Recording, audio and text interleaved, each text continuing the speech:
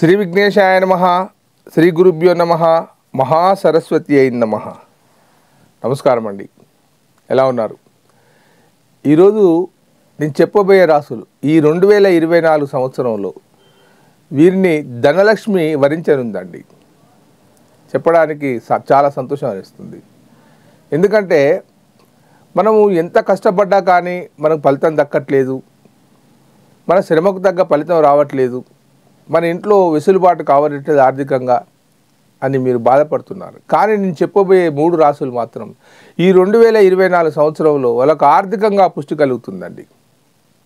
ఖచ్చితంగా ఒక నూతన గృహాన్ని, ఒక స్థలాన్ని కానీ, ఇంట్లో బంగారాన్ని కానీ, మంచి వాతావరణాన్ని కానీ, వారు అనుకున్న కారు కానీ ఖచ్చితంగా ధనలక్ష్మి ఖచ్చితంగా వరించి తీరుతుంది.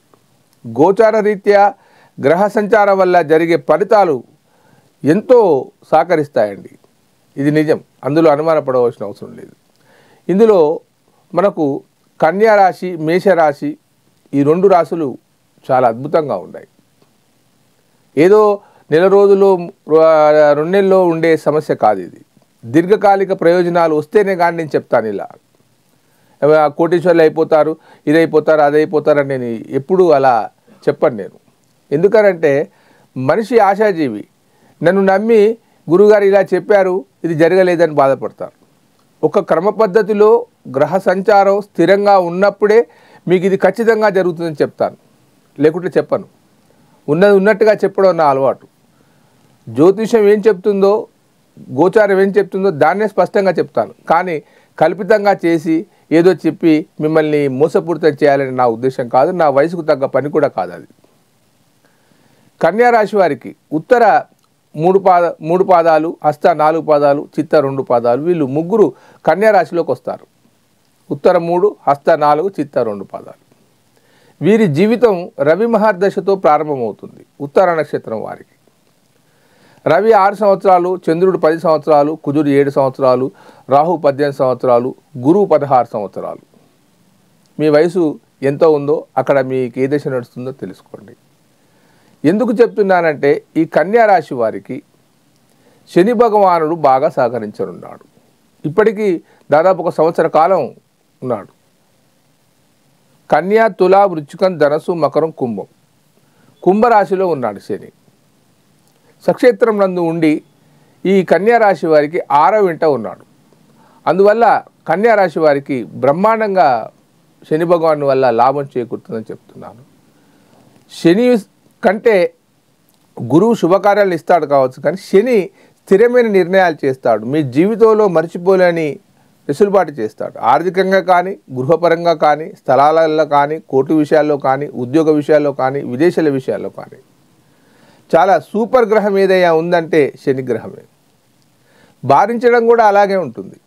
మనకు శని సరైన స్థానాల్లో లేనప్పుడు మనం అదే విధంగా బాధిస్తాడు, మనకు సహకరించినప్పుడు దానికి రెట్టింపుగా చేస్తాడు.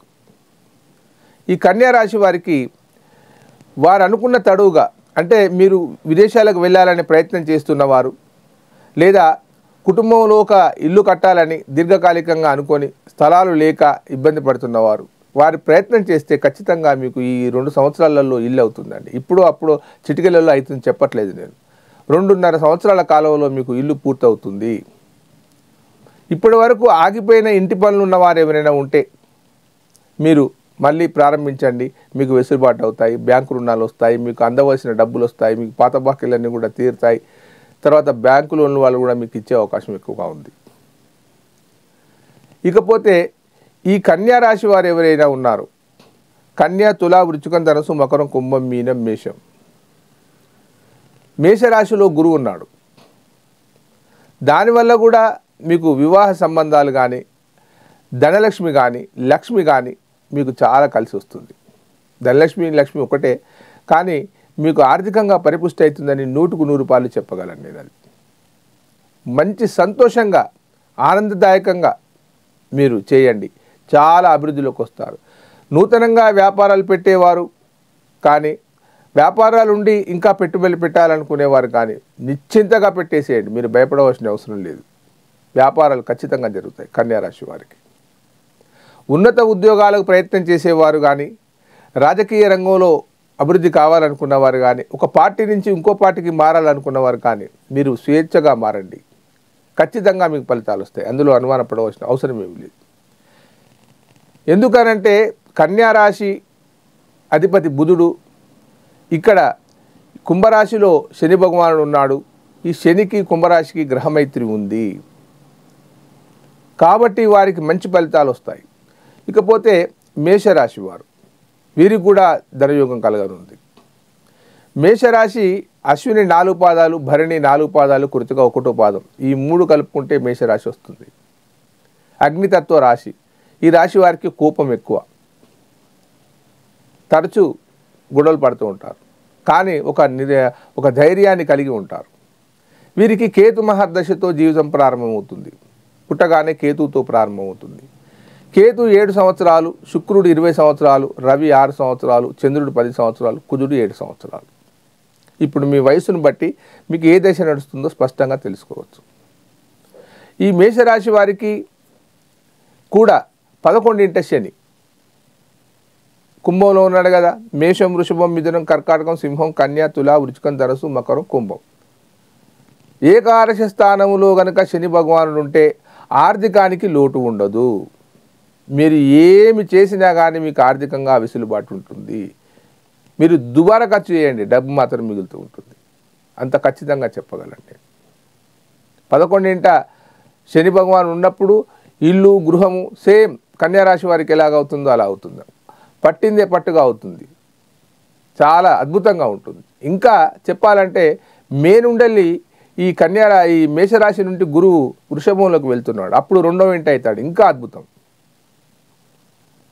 కాబట్టి దీర్ఘకాలిక ప్రయోజనాలు ఆలోచన చేసి గ్రహ సంచారాన్ని కరెక్ట్గా ఉంటేనే కానీ నేను స్పష్టంగా అవుతుందని చెప్తాను. లేకపోతే లేదు, ఇది అవుతుందని మభ్యపెట్టే ఉద్దేశం నాది కాదు. ఎందుకంటే నా గురించి ఎంతోమంది గురుగారు ఏం చెప్తారని ఉంటారు. వారిని మోసం చేయాలనే ఉద్దేశం నాకు ఉండదు. దానివల్ల నాకు ఒరిగేది కూడా ఏమి లేదు. ఇకపోతే ఈ 2 రాశులు అద్భుతమైన ఫలితాలను ధనానికి, పెట్టుబడికి, వ్యాపారానికి, ఉద్యోగానికి, ఆర్థిక విషయాలకు అన్నిటికీ హ్యాపీగా ఉంటారు. ఎవరి జాతకంలోనైనా కానీ మీరు గమనించుకోవాల్సిన విషయం, నేను చెప్పేదంతా గోచారం చెప్పాను. ఇప్పుడు గోచారీత్యా శని భగవానుడు సహకరిస్తున్నాడని చెప్పాను. మీ జాతకాలలో 2వ స్థానం, 5వ స్థానం, 11వ స్థానం, ఈ 3 స్థానాలు కనుక సరిగ్గా ఉంటే మీరు అభివృద్ధిలోకి వస్తారు. మనం పుట్టగానే మనం ధనవంతులు అవుతామా కాదా, మనం ఏ స్థితిలో ఉంటాము, ఎప్పుడు మనం ఆర్థిక వెసులుబాటు వస్తుంది, మనకు ఉద్యోగం ఎప్పుడు వస్తుంది అనే విషయం మనం చిన్నప్పుడే జాతకం ద్వారా తెలుసుకోవచ్చు. దాన్ని బట్టి మనం అంచనా వేసుకోవచ్చు. మన మనసును ఇప్పుడు అవుతుంది, ఇప్పుడు కాదని తెలుసుకున్నప్పుడు కొంత నెమ్మదిగా ఉండవచ్చును. వివాహాల విషయంలో కానీ, ఆర్థిక వెసులుబాట్ల విషయంలో కానీ, మీకు ఏదైనా జాతక సమస్యలు ఉండి, మీకు పూర్తి డేట్ ఆఫ్ బర్త్ కనుక ఉండి, పూర్తి సమయం కనుక ఉండి, మీకు ఏ జిల్లాలో పుట్టారో కరెక్ట్గా తెలిసి అవన్నీ కనుక ఉండేది ఉంటే జాతక పరిశీలన చేస్తాను. ఒక జాతకాన్ని పరిశీలన చేయడానికి సుమారు 1 గంట, 1:50 నిమిషాలు పడుతుంది. ఊరికేనే సరిపోదు. దానికి తగినంత రుసుము కూడా తీసుకోవడం జరుగుతుంది. మీకు ఇలాంటి సమస్యలకు పరిష్కారం కావాలనుకుంటే ఈ కింది నెంబర్కి ఫోన్ చేసి అపాయింట్మెంట్ తీసుకున్న తర్వాత సంప్రదించండి. మీకు ఖచ్చితంగా నేను సహకరిస్తాను. దయచేసి లైక్ చేయండి, షేర్ చేయండి. ఉంటానండి, మీ ప్రకాష్ గురు ఆస్ట్రో న్యూమరాలజీ. నమస్కారం.